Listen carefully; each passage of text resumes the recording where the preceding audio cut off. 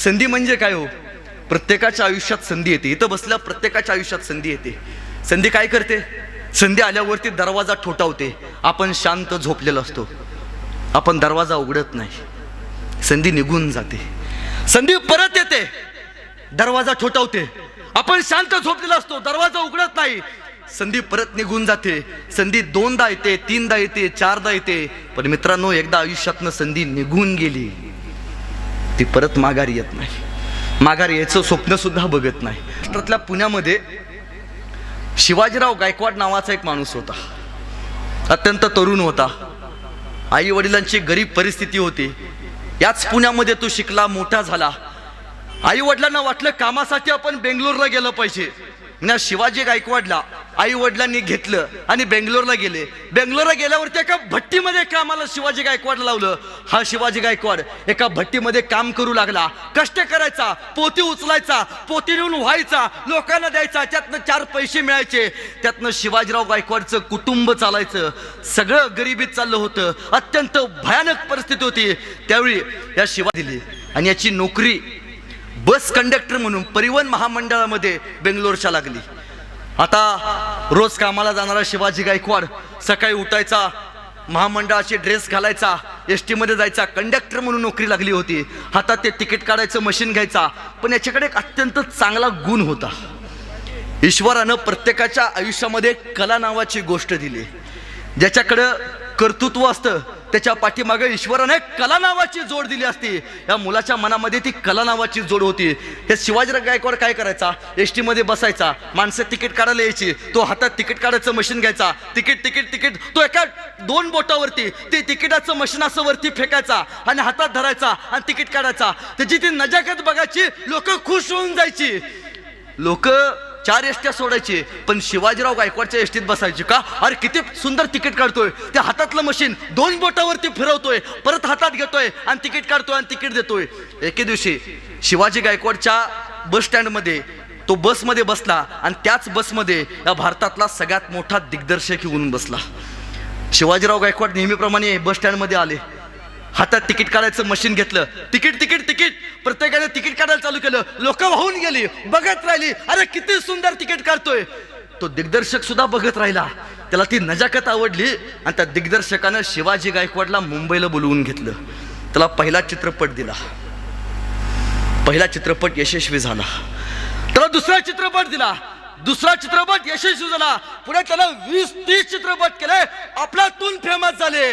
तो शिवाजी गायकवाड अनेकांच्या मनावरती राज्य करून गेला. तो शिवाजी गायकवाड पुढे तुमच्या माझ्यासाठी रजनीकांत म्हणून फेमस झाला. स्वप्न काय हो? स्वप्न आयुष्यात कुठली वेळ आणि कधी कलाटणी देईल आपल्याला माहिती नाही. कधी आयुष्यात संधी येईल माहिती नाही. संधीची गोष्ट तुम्हाला माहिती आहे. डॉक्टर विठ्ठल लहाने एके ठिकाणी म्हणतात, संधी म्हणजे काय हो? प्रत्येकाच्या आयुष्यात संधी येते. इथं बसल्या प्रत्येकाच्या आयुष्यात संधी येते. संधी काय करते? संधी आल्यावरती दरवाजा ठोठावते. आपण शांत झोपलेलो असतो, आपण दरवाजा उघडत नाही. संधी निघून जाते. संधी परत येते, दरवाजा ठोठावते. आपण शांत झोपलेलो असतो, दरवाजा उघडत नाही. संधी परत निघून जाते. संधी 2दा येते, 3दा येते, 4दा येते. पण मित्रांनो, एकदा आयुष्यातनं संधी निघून गेली, ती परत माघारी येत नाही. माघारी यायचं स्वप्न सुद्धा बघत नाही. आलेल्या संधीवरती स्वार व्हावं आणि त्या स्वारावरती अजिंक्यतेची शिखर गाठावी हा इतिहास सांगतो. संधी आले ना, संधीचं सोनं करायला शिका. पण कुठली संधी कधी येईल आणि आयुष्यामध्ये कधी मिळेल हे आपल्याला माहिती नाही. इंग्लंडमध्ये एक अभिनेत्री होती, फार जुन्या काळात. ती फार विनोद करायची. तिचे विनोद बघून अनेक लोक हसायचे. त्या अभिनेत्याच्या शोला, त्या अभिनेत्रीच्या शोला अनेक हाऊसफुल गर्दी व्हायची. ती स्टेजवरती आली ना, इतक्या सुंदर सुंदर विनोद करायची, अनेकांना हसवायची, अनेक लोक मंत्रमुग्ध व्हायचे. एके दिवशी तिचा असा शो चालू होता. ती माऊली आपल्या अंगातल्या कलागुणातून प्रत्येकाला हसवत होती. अखंड प्रेक्षक खदखदून अखंड हाऊसफुल होऊन हसत होतं. पण त्याच वेळी काही क्षणावेळी त्या माऊलीला चक्कर आली आणि ती माऊली जाग्यावर स्टेजवरती खाली कोसळली. त्या माऊलीचा मुलगा कोपऱ्यात बसून लहान होता, आपल्या आईला बघत होता. सगळे ओरडू लागले, अरे काय झालं? सगळ्यांना वाटलं अभिनयाचा भाग असेल, खाली पडून आपल्याला हसवायचा प्रयत्न असेल, अभिनय करत असेल, 5 मिनिटं झाली, 7 मिनिटं झाली, कोणी येईना. परत लक्षात आलं मुलाच्या, आपली आई चक्कर येऊन पडले. तो लहान मुला पळत पळत आला, स्टेजवरती आला, आईला उठवायचा प्रयत्न केला, आई उठे ना. आईला मांडीवरती घेतलं, आई उठ ग. पाणी पाजायचा प्रयत्न केला, आईला शुद्ध येईना. त्या लहान मुलानं आईला उचललं, स्टेजच्या पाठीमागं नेलं. आई उठ. लोक आवाज करतात आणि बाहेर लोकांनी गोंधळ घालायला चालू झाला. नाटकं बंद करा, पैसे देऊन आलोय, हे पैसे मोजलेत आम्ही या शोचे. एकतर पैसे माघारी पाठवा, नाहीतर शो आम्हाला दाखवा. मुलाकडे प्रश्न पडला. लोक आता अंगावर येतील, लोक मारतील, काही केलं पाहिजे. क्षणाचाही विचार न करता आईला पाणी पाजलं आणि त्या तडपडनं रंगमंचावरती जाऊन उभा राहिला. लहान मुलगा रंगमंचावरती बघितलं, प्रेक्षक शांत उभा राहिले आणि लहान मुलानं अंगातले गुण सादर करायचा प्रयत्न केला. अनेकांना हसवलं, अनेकांच्या टाळ्या वाजल्या, शिट्ट्या वाजल्या, अखंड माहोल झाला. अनेक प्रयोग त्यानं पुढे जाऊन केले. तोच मुलगा संकटाची मात करून स्टेजवरती उभा राहिला. तुमच्या माझ्या समोर चार्ली चॅप्लिन म्हणून जगप्रसिद्ध विनोदी अभिनेता झाला. संधी कधी आली? जराही चक्कर येऊन पडली नसती, हा कोपऱ्यात टाळ्या वाजवत बसला असता. नाही, आयुष्यात कधी संधी येईल माहिती नाही. कुठल्या क्षणी आयुष्याचा निर्णय बदलायला आपल्याला माहिती नाही. संयम असणं बाळगणं फार महत्वाचं आहे. आलेल्या संधीला न सोडता त्या संधीचं सोन्यात कसं रूपांतरित करता येईल याचा विचार करणं फार महत्वाचं आहे. हा विचार ज्याला जमला, संधीचं सोन्यात रूपांतर करण्याचं यश ज्याला जमलं, त्यालाच स्वतःची गुणवत्ता वाढवता आली. ही सगळ्यात मोठी, सगळ्यात सांगण्याची गोष्ट आहे. पण आपण मोठे झालो, आपल्याला अभिमानानं मोठं केलं, आई वडिलांनी आपल्याला लहानाचं मोठं केलं, सगळं केलं, आपल्या नावावरती मानाचा तुरा लागला. पण हे सारं होत असताना आमची मुलं ज्यावेळी परदेशात जातात, परदेशी संस्कृती शिकायला जातात, त्यावेळी वाटतं उगाच खर्ची पडला होतो तानाजी, काय माती माती करत बसला. उगाच मृत्यूच्या मुखी पडला तो आमचा बाजी, काय माझी पिढी पिढी करत बसला. गेलेली पिढी आता नाही येणार, आपल्या मातृभूमीकडे आता पाठीमागं वळून सुद्धा नाही बघणार. मुलांनो, किती मोठे व्हा, किती मोठ्या उंचीवरती पोचा, पण ज्या मातीनं आपल्याला त्या उंचीपर्यंत पोचवले ना, त्या मातीला मरेपर्यंत विसरू नका. हे शिवचरित्र तुम्हा आम्हाला शिकवते. किती मोठे व्हा. बघा ना साहेब, आमच्या इथं पुण्याला एक प्राध्यापक होते. कार्यक्रम संपला तर सर माझ्यापाशी सहजच आले. सर म्हणाले, मी फार भाग्यवान आहे. म्हणलो, का हो सर? म्हणले, माझे दोन्ही मुलं अमेरिकेत आहेत.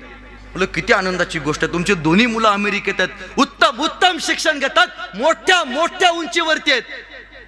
पण सर, दुःख या गोष्टीचं आहे, गेली 3 वर्ष झालं मी वृद्धाश्रमात राहतोय. म्हणलं, असं का? सर, माझी पत्नीही प्राध्यापक होती, मी प्राध्यापक होतो.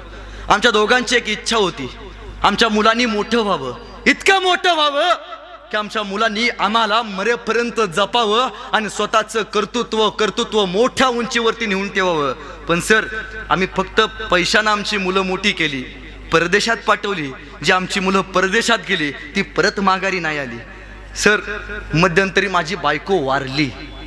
मी माझ्या मुलाला पत्र पाठवलं, फोन केला की बाबांनी या, तुमची आई वारले, आईला शेवटचं बघायला या. मुलं, पुढं काय झालं? साहेब, बारका मुलगा नाही आला, मोठाच मुलगा आईला बघायला आला. 2 दिवस थांबला. मी म्हणलं, अरे का रे, एकटाच आलास? त्यानं माझ्याकडे बघितलं आणि जायला निघाला. जाताना माझ्या हातावरती पैशाचा बंडल ठेवला. मी म्हणलं, का रे? बाबा, कंपनीमध्ये काम आहे, थांबायला वेळ नाही, आईचं गोडधोड अख्ख्या घराला गावा, अख्ख्या गावाला खायला लावा, पण बाबा मी थांबू शकत नाही. अरे, मी सहजच विचारलं, तुझ्या आईनं रक्ताचं दूध करून तुला पाजलं की रे? दुधाची हिशोब नाही विचारला तुझ्या आईनं. आईनं लहानाचं मोठं करताना सकाळी 6ला उठून डबा तयार केला आणि तालुक्याला शिकायला पाठवलं. त्या डब्याचा हिशोब नाही विचारला तुझ्या आईनं. त्या आईच्या मृत्यूचे पैसे देऊन तू आता चाललास. आणि मी विचारलं, म्हणले साहेब त्यांना, अरे बाबा, एकटा चालास, थोरला तू दाखला का आला नाही? तो माझा मुलगा मला म्हणाला, बाबा, मी भैयाला म्हणालो होतो चल, आईला शेवटचं बघून घेऊ, परत बघायला मिळणार नाही. भैया म्हणाला, आईच्या वेळी तू जा, बापाच्या वेळी मी जातो. आईला आणि बापाला वाटून घेणारी पिढी या मातीमध्ये तयार झाली. या मातीचं महाराष्ट्राचं महाराष्ट्रपण संपून गेलं. महाराष्ट्र, महाराष्ट्र म्हणजे काय हो? आपण सहजच सांगतो महाराष्ट्र म्हणजे काय. जिजाऊंच्या गळ्यातील माळ म्हणजे महाराष्ट्र, जिजाऊंच्या गळ्यातील माळ म्हणजे महाराष्ट्र. रमाबाई आंबेडकरांचं कुंकवानं भरलेलं कपाळ म्हणजे महाराष्ट्र. जगद्गुरु संत तुकाराम महाराजांच्या गळ्यातील टाळ म्हणजे महाराष्ट्र. शेतकऱ्यानं सोन्याचा फिरवलेला फाळ म्हणजे महाराष्ट्र.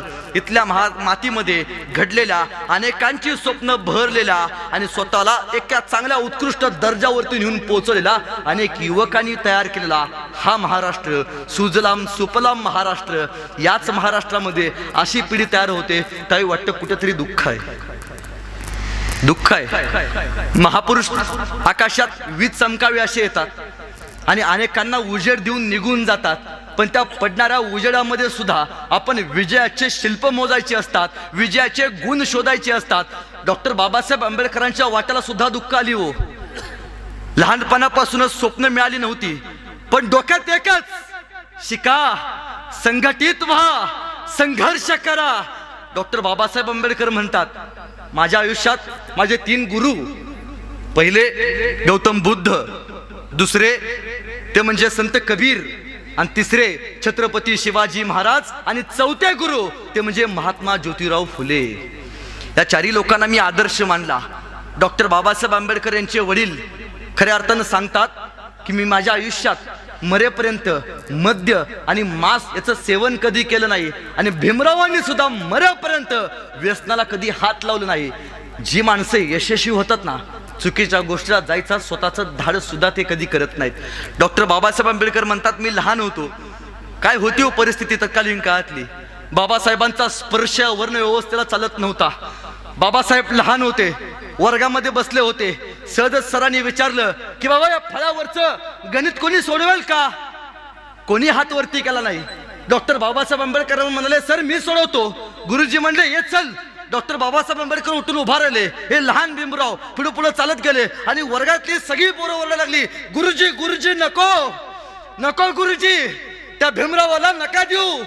गुरुजी त्या भीमरावाच्या हातात तुम्ही खडू दिलात तर त्या फळाच्या पाठीमागे आमचे डबे आहेत. गुरुजी तो भीमराव त्या फळाला स्पर्श करेल, डबे बाटतील. गुरुजी नको. त्या लहान भीमरावांनी सार सार सार मनात साठवलं. हा स्पर्श, त्याचा स्पर्श वर्ण व्यवस्थेला चालत नव्हता. आपले मित्र, आपले बांधव उपाशी राहतील म्हणून लहान भीमराव त्याच तडपेनं परत माघारी आले, शांतपणे घरात बसले. खरं तर डॉक्टर बाबासाहेब आंबेडकर यांचे वडील हे नोकरीला होते, ब्रिटिश सैन्यात होते. त्यावेळी त्यांचे वडील कोरेगावला शिक्षणाला होते आणि डॉक्टर बाबासाहेब आंबेडकर हे सातारला राहायला होते. एके दिवशी सगळी लहान मुलं हे भीमराव आणि आपल्या लहान मुलांना घेऊन हे लहान भीमराव आपल्या वडिलांना भेटायला निघाले, कोरेगावला निघाले. हे लहान भीमराव जायला निघाले, रेल्वेमध्ये बसले. कोरेगावच्या अलीकडे एक स्टेशन आहे, तिथं खाली उतरले. तत्कालीन काळात एसटी नव्हती, एसटी नव्हती, रिक्षा नव्हते. या लहान भीमरावांना वाटलं वडिलांना भेटायचं आहे, त्यांना जाऊन आपल्याला बघायचं आहे. एके दिवशी जेव्हा रेल्वेतनं खाली उतरले, एका बैलगाडी मालकापाशी गेले आणि लहान भीमराव म्हणाले, मला आमच्या वडिलांना रामजी बाबांना एकदा जवळनं बघायचं आहे, घ्याल का? तुमचे काय पैसे असेल ते आम्ही देतो. त्या बैलगाडी मालकानं लहान भीमरावांना स्वतःच्या बैलगाडीमध्ये बसवलं आणि जायला निघाले. जाता जाता गप्पा गोष्टी चालू झाल्या आणि या बैलगाडी मालकानं त्या भीमरावांना विचारलं, काय रे बाळानो, कुठे चाललात? काका, आमचे बाबा रामजी बाबा कोरेगावला राहतात, बाबांना भेटायला चाललोय. असं? अरे काय करता? काका आम्ही चांगलं शिक्षण घेतोय. असं? नाव काय रे तुमचं? काका मी भीमराव आंबेडकर. अरे खाली उतर, पहिला बैलगाडीतनं खाली उतर. बैलगाडी वाटून टाकली माझी. आता कोण बसणार आहे बैलगाडीत? पाठवलीच आहे. हे काम करा, डबल पैसे द्या, बैलगाडी हाका. मी बैलगाडीत नाही बसणार, मी तुमच्या पाठीमागे चालत चालत येणार. अहो काका मला माहिती नाही इकडचं, अर्ध्यावरती कुठून सोडू चालत? मला माहिती नाही, तुमचं तुम्ही बैलगाडी हाका, हा स्पर्श आम्हाला नको. बैलगाडी हाकत हाकत भीमराव निघाले. पाठीमागे काही पावलं ठेवून तो बैलगाडी चालत चालत चालत गेला. स्पर्श सुद्धा भीमरावांचा त्याला कळाला नाही, जाणवला नाही.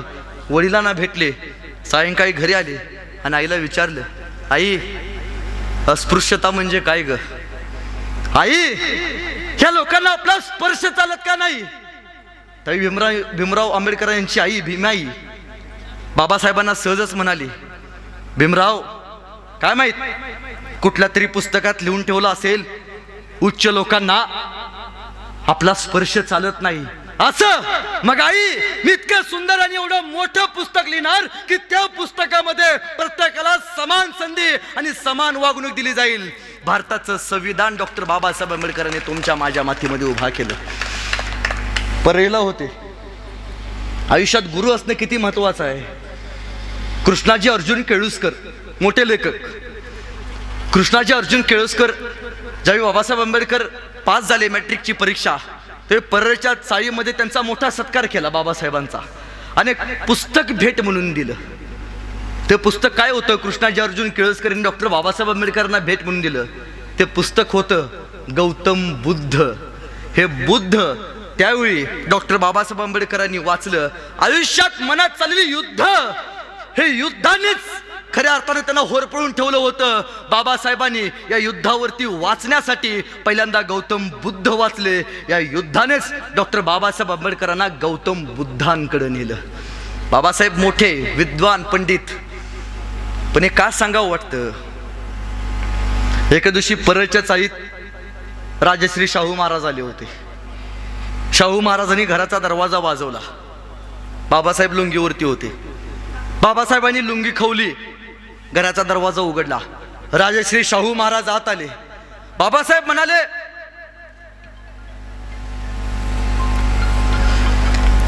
म्हणाले, अहो शाहू महाराज, तुम्ही स्वतः आलात, मी आलो असतो मला सांगितलं असतं तर. तुम्ही महाराज स्वतः का?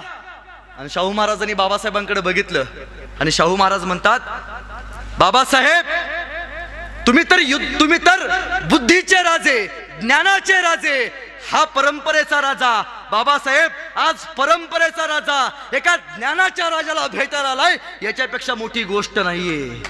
शाहू महाराजांनी बाबासाहेबांचा सत्कार केला त्यावेळी शाहू महाराजांनी. पण इतिहास काय सांगतो बाबासाहेबांचा? बाहेर परदेशात शिकायला गेले, अमेरिकेला, तिथून लंडनला गेले, पण परत माघारी आली. ही परतीचा प्रवास आपल्या पोरांना जमला पाहिजे. जाणं महत्वाचं आहे, पण परत येणं सुद्धा तेवढंच महत्वाचं आहे. हो का? ज्या मातीत शिकलोय ना, त्या मातीसाठी आपण काहीतरी देणं लागतो. हे देणं आयुष्यात आपल्याला जपता आलं पाहिजे. तुमच्या इथं घुग्गुस नावाचं एक गाव आहे, माहित असेल तुम्हाला. तिथं एक कोळसा निघतो. डॉक्टर बाबासाहेब आंबेडकर त्या घुग्गुसला एकदा भेट द्यायला ते मंत्री होते. कोळशाच्या खणे तिथं बाबासाहेबांना बघायचं होतं की 80-90 फूट खाली ही लोक कोळसा कसे काढतात, मातीशी प्रामाणिक राहणं म्हणजे काय, त्यावेळी शिकवलं त्यांनी. बाबासाहेब म्हटलं मला बघायचं आहे. वय झालं होतं. सगळी लोक म्हटलं जाऊ नका बाबासाहेब, खाली फार त्रास होईल. बाबासाहेब ऐकायला तयार नव्हते. बाबासाहेब कोळशाच्या खाली गेले, 70-80 फूट खाली गेले. ते व्याकुळलेले, हातात पार घेऊन कोळसा फोडणारी माणसं त्यांनी बघितली. त्या व्यथा बघितल्या आणि बाबासाहेब म्हणाले, अहो बाबा तुम्हाला त्रास नाही का होत? बाबा हे तुम्ही काय करताय? ते बाबा म्हणाले, बाबासाहेब पैसे नाही, तो काम नाही मिळाले तर आपल्याला पैसे नाही मिळणार.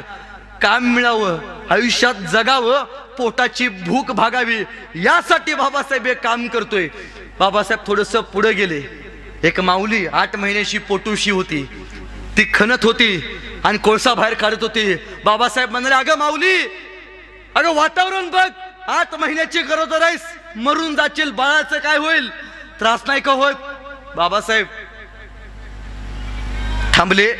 पैसे यायचं बंद होईल, पोटातल्या पोराची भूक कशी भागवू बाबासाहेब, पैशाशिवाय काही होत नाही.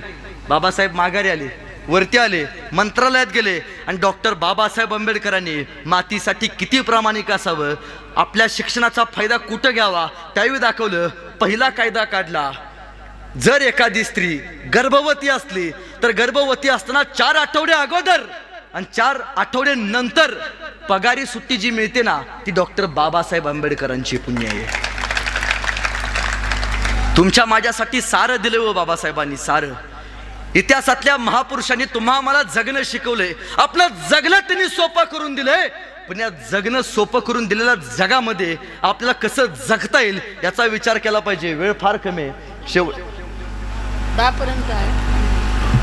5 मिनिटं राहिले. तलवारीचा जमाना गेला, मी मगाशी सांगितलं, आता पेनचा जमाना आलाय. आपण शिकलं पाहिजे. शिक्षण हे वाघिणीचं दूध आहे. डॉक्टर बाबासाहेब आंबेडकर म्हणतात शिक्षण हे वाघिणीचं दूध आहे. आणि जे पोरगं वाघिणीचं दूध पितं ते गुरगुरल्याशिवाय राहत नाही. आपण शाळा शिकली पाहिजे. जर तुमच्या गावातली पोरं नाही शाळा शिकलीत तर एक दिवस असा येणार, ताई मारेगावची 4-5 मुलं एकत्र येणार, 4-5 मुली एकत्र येणार आणि त्या मुली म्हणणार चला उद्या आता आपण नवरा बघायला जायचं आहे. आमची पोरं कुठं शाळा शिकत नाहीत.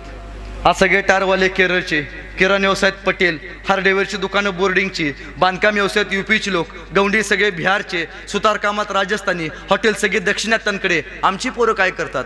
कॉलेजच्या कट्ट्यावरती बसायचं, पिचकारी मारायच्या. ह्याच्या पलीकडे काय करतायत की नाहीत? या 4-5 मुली तुमच्या गावाच्या एकत्र येणार, चला उद्या पोरगा बघायला जायचं आहे. सुटा बुटातले येणार, आत येणार. जर पोरांनो नाही शाळा शिकलात तर तुमचा भाऊ कुठं दारात रांगोळी बिंगोळी काढत असणार, हे आत येणार असं बसणार, तुम्ही आतनं कांदेन पोळी घेऊन बाहेर यायचं आणि हा पहिला प्रश्न विचारणार, लय कांदून आहे का? पोरांचे लग्न होईन झालेत. आमच्या गावात 1 ट्रक भरून आहे, तुमच्या गावात 2 ट्रक. पहिला प्रश्न विचारणार, काय रे नाव काय तुझं? तुम्ही सांगायचं ओंकार. हितला नव्हे, आमच्याकडचा ओंकार. मग तर दुसरा प्रश्न विचारणार, काय रे स्वयंपाक बिपाक जमतो का नाही? होय म्हणला तर तुमची गाडी पुढे जाणार. असं होऊ नये जर असं वाटत असेल तर आजच शिका. तुमच्याकडे बैल बाजार भरतो का? बैल बाजार कुठे भरतो? कुठे भरतो? हा, इथंच भरतो. जर तुमच्या गावातली पोरं नाही शाळा शिकलीत तर तुमच्या गावातल्या बैल बाजाराच्या शेजारी एक दिवस आपल्याला पोरांचा बाजार भरवावा लागेल. MA BEd टोनगा इकणी आहे 50,000 रुपये, BA BEd 30,000 रुपये, 12वी नापास तसाच न्या, 10वी नापास खुट्ट्या सकट न्या. म्हणजे पहिला आपण बैल देवाला सोडत होतो. आपल्या गावातली पोरं जर नाही शाळा शिकलीत ही जित्राप आपल्याला देवाला सोडायला लागतील. आमचे थोरले चिरंजीव भैरोबाला सोडण्यात येत आहेत का? शिकलो नाही. आणि ताईनं तुमची बाजू घेतो याचा अर्थ तुम्ही कशाही वागाल याचा अर्थ नाही. फार मोठ्या व्हा, फार मोठ्या व्हा, इतक्या मोठ्या व्हा. एक दिवशी आपल्या आई वडिलांना गाडीमध्ये बसवा आणि आपल्या ज्या ठिकाणी आपली पोस्ट निघाले त्या पोस्ट कार्यालयात, त्या अधिकारी कार्यालयात आपल्या आई वडिलांना घेऊन जावा. गाडीतनं सरकारी खाली उतरा. तो सरकारी कर्मचारी आपल्या आईला बापाला बघून असा सल्यूट मारेल. त्या एका सल्यूटसाठी आयुष्यभर जगा. आपल्या बापाच्या चेहऱ्यासाठी जगा. आयुष्यात नाही मोठा झाले तरी चालेल, कान देऊ नका. आयुष्यात नाही मोठा झाला तरी चालेल, आयुष्यात ताईलो नाही काही शिक्षण घेतलं तरी चालेल, पण आयुष्यात अशी कुठलीच चूक करू नका की तुमच्या एका चुकीमुळे परमेश्वरासारख्या माझ्या आईच्या डोळ्यामध्ये पाणी येईल आणि भगवंतासारख्या माझ्या बापाला समाजामध्ये मान खाली घालून चालावं लागेल. एवढी गोष्ट करू नका. फार मोठे व्हा. आणि मुलांनो, नोकरी नोकरी नोकरी नोकरी सोडून द्या. आता थोडं तर उद्योगाकडे वळा, व्यवसायाकडे वळा. उद्योग फार महत्वाचा आहे. व्यवसाय हे भारताचा कणा आहे. व्यवसाय जपता आला पाहिजे. नाही बघा ना, आपण काय करतो, एका जागेसाठी 1,000 पोरं आज ॲप्लिकेशन करतात. आपण आर्मीला बघतो, नगरला एका ठिकाणी एका पोराला भरायचं होतं, ॲडमिशन करायचं होतं. एक बाग होती, प्राणी संग्रहालय होतं. सरांनी विचारलं, बातमी काढली, कोणी आहे का? एका जागेसाठी 1,000 पोरांनी ॲप्लिकेशन केलं. स्वाभिमान शून्य पिढी जन्माला आली. एका पोराचं सिलेक्शन झालं. तोपर्यंत बागेतला शिपाई पतला, साहेब नोकरी देऊ नका, बागेतला आत्ता गुरिला माकड मेले, गुरिला माकड मेल्यामुळं आपण याला काय पगार देऊ शकत नाही. साहेब म्हणले, हे बघ बागेतला गुरिला माकड मेले, तुला काय पगार देऊ शकत नाही. पोरगा अक्षरशः रडायला लागलं, साहेब हातात संधी घालून घेऊ नका, साहेब वाटेल ते काम करायला त्याला काम द्या. असं हे बघ, बागेतलं गोरिला माकड मेले, जोपर्यंत आमच्या बागेत गोरिला माकड येत नाही तोपर्यंत तू रोज यायचं, गोरिलाची कपडे घालायची, पिंजऱ्यात जाऊन उभा राहायचं. म्हणला पगार म्हणला तू काम केलास तर करायचा. मग मला गोरिला तर गोरिला म्हणला. रोज यायचा, गोरिलाचे कपडे घालायचा, पिंजऱ्यात जाऊन उभा राहायचा. बारकी पोरं जायची, त्याला खायला टाकायची. म्हणला बरा, म्हणला पगार पण चालू आहे, डेली अलाउन्स पण चालू आहे. एकदा बारकी पोरं गेली, त्याला खायला टाकायला लागली. खायला खाता खाता हे जोर जोर उड्या मारायला लागलं आणि उड्या मारता मारता चुकून हे बेनू वाघाच्या पिंजऱ्यात जाऊन पडलं. आता म्हणला जीव महत्वाचा आहे, जीव महत्वाचा आहे. म्हणजे जोर जोर ओरडा लागलं. ह्याच्या ओरडण्याच्या आवाजानं चौथालेला वाघ जागा झाला, पळत त्याच्या अंगावरती आला आणि याच्या हातावरती हात ठेवून म्हणला, लेका ओरडू नको, नाहीतर दोघाची बी नोकरी जाईल. परत का आलं, अस्वलाच्या भूमिकेत MSc झालेलं होतं, वाघाच्या भूमिकेत BSc झालेलं होतं. स्वाभिमान शून्य पिढी जन्माला आली या मातीमध्ये. मनगटातला स्वाभिमान विसरू नका. प्रत्येकामध्ये ईश्वराने दिलेली एक संधी आहे. प्रत्येकाच्या मनामध्ये ईश्वरानं दिलेली एक कला आहे. ती कला स्वतःची ओळखायला शिका. आम्ही असं वर्गात बसलो होतो, आमचे सर आले, सुदर्शन तुला काय व्हायचं आहे? सर म्हणलो मला चांगला वक्ता व्हायचा आहे, एक इंजिनियर व्हायचा आहे. आदेश तुला? सर मला डॉक्टर व्हायचा आहे. सुमित तुला? मला वकील व्हायचा आहे. पाठीमागे एक पोरग बसलं होतं, बोबडं होतं, त्याला र बोलता येत नव्हतं. सर त्याच्यापाशी गेले, बा तुला काय व्हायचं आहे? पोरग ताडकन उठलं, सर मला मार्केटिंग मध्ये कलियल करायचं आहे. सर म्हणलं डोंबला जर र बोलता येईना, मार्केटिंग करायला चाललाय ते का ना दुसरं काहीतरी कर. दान करणं आवाज केला, सर शिकलो तर मार्केटिंग मध्ये, शिकला नाही तर शिकला नाही.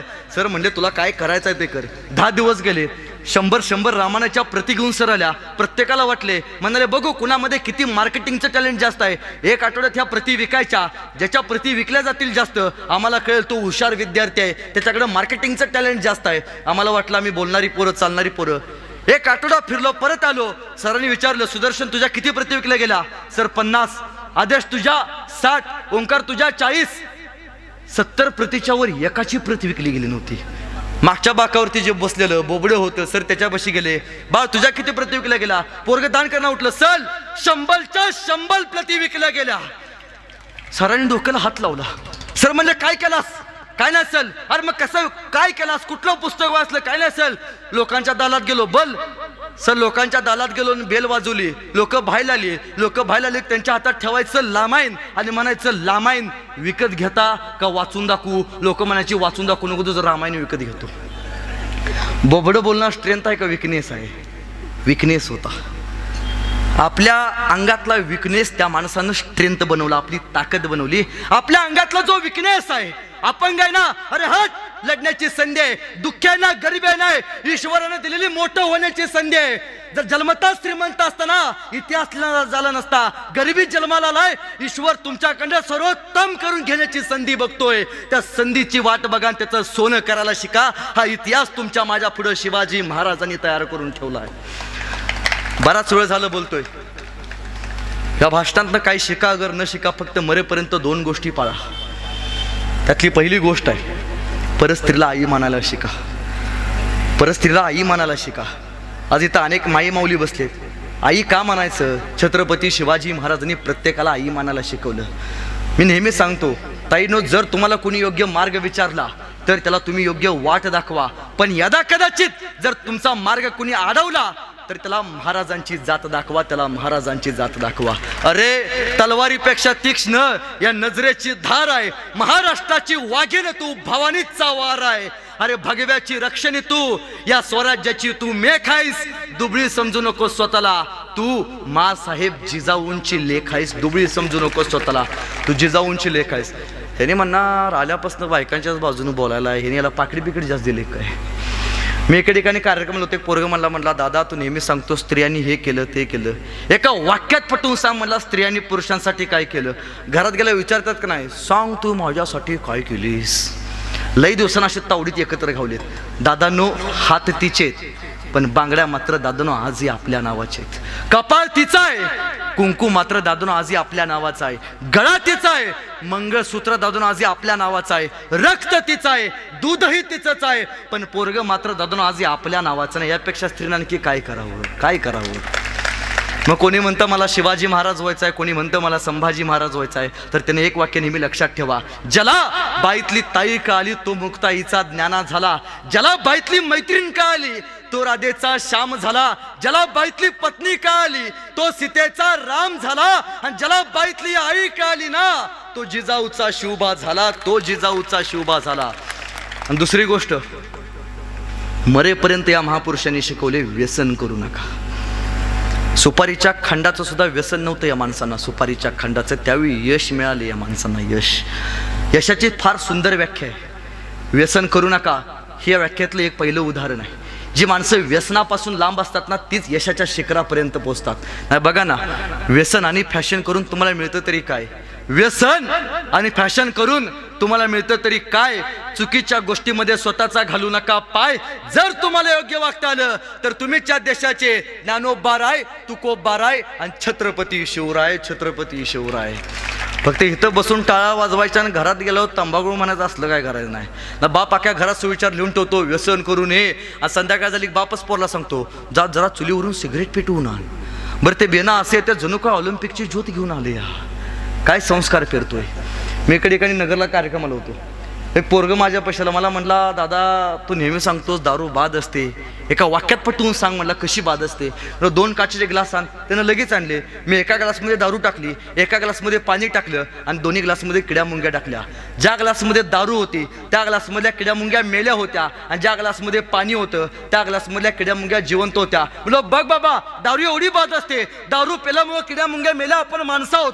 मला म्हटलं समजलं. म्हणलं एखादं तरी बियाणं सुधारलं. म्हणलं तुला काय समजलं. म्हटलं दादा दारू पिणं हे किड्या मुंग्याचं काम नाही. म्हटलं त्याला फक्त मर्दाचं काळीज लागतं. हात जोडलं त्याच्या पुढं. तुम्हाला वाटतं तुमच्या मातीत चांगली पिढी जन्माला यावी, 2 गोष्टी पाळायला शिका आपल्या पोरांना. पहिली, परस्त्रीला आई मानायला शिका आणि दुसरी, मरेपर्यंत आपल्या पोरांना व्यसन करायला शिकू नका. या 2 गोष्टी ज्या दिवशी तुमच्या गावातली पोरं पाळतील त्या दिवशी तुमच्या गावात येणारा काळात तानाजी बाजी यसाजी जन्माला आल्याशिवाय राहणार नाहीत. नाही बघा ना, आपण काय करतो. अनेक आत्महत्या करणारी मी पोरं बघितले त्या महाराष्ट्रात. बापाच्या खांद्यावरती पोरांची प्रेत जाताना मी बघितले त्या महाराष्ट्रात. कारण काय, स्टेटस बघितला नाही म्हणून आत्महत्या. बरं ह्याचा स्टेटस काय, भारताचे पंतप्रधान तुम्हाला वाढदिवसाच्या हार्दिक शुभेच्छा. तो का चुलताय होय आपल्या. स्टेटस चांगले ठेवा. आणि दुसरी गोष्ट, आयुष्यात स्टेटस ठेवत बसू नका. जी माणसं मोठी होतात ना त्यांना ह्या गोष्टीची काहीच कल्पना नसते. जी माणसं मोठ्या पदावरती जातात स्टेटस ठेवायला त्यांचा वेळ नसतो. इथं अनेक अधिकारी लोक आहेत, विचारा शेवटचं व्हॉट्सअप स्टेटस त्यांनी कधी बघितले म्हणून. नाही त्यांना आठवत. विचारा त्यांचं इंस्टाग्रामला कुठं अकाउंट आहे का म्हणून. विचारा स्नॅपचॅट म्हणजे काय म्हणून. इथं बसल्या अनेक विजेत्यामधल्या लोकांना माहीत नसेल स्नॅपचॅट म्हणजे काय, इंस्टाग्राम म्हणजे काय. का, ही माणसं कोसो दूर असतात. पुस्तकांना या माणसानं जवळ केलेलं असतं. माणसांनी पुस्तकांना मिठी मारलेली असते. गुणवत्ता त्याला प्राप्त होते जी माणसं या मीडियाला नाही, पहिल्यांदा पुस्तकाला मिठी मारतात, पुस्तकं वाचतात. कारण पुस्तकानं मस्तक सुधारतं आणि ज्याचं मस्तक सुधारतं ना ते मस्तक कुणापुढे सुद्धा मरेपर्यंत नतमस्तक होत नाही. पहिल्यांदा पुस्तक वाचलं पाहिजे. स्टेटस ठेवत बसू नका. आयुष्यात स्वतःचा स्टेटस असा निर्माण करा, लोकांनी तुमचा स्टेटसला ठेवला पाहिजे. 395 वर्षापूर्वी असा एक राजा या मातीमध्ये होऊन गेला, ज्या राजानं स्वतःचा स्टेटस निर्माण केला. आज इथली माणसं स्वतःच्या स्टेटसला त्या माणसाचा स्टेटस ठेवतात. The name of Chhatrapati Shivaji Maharaj.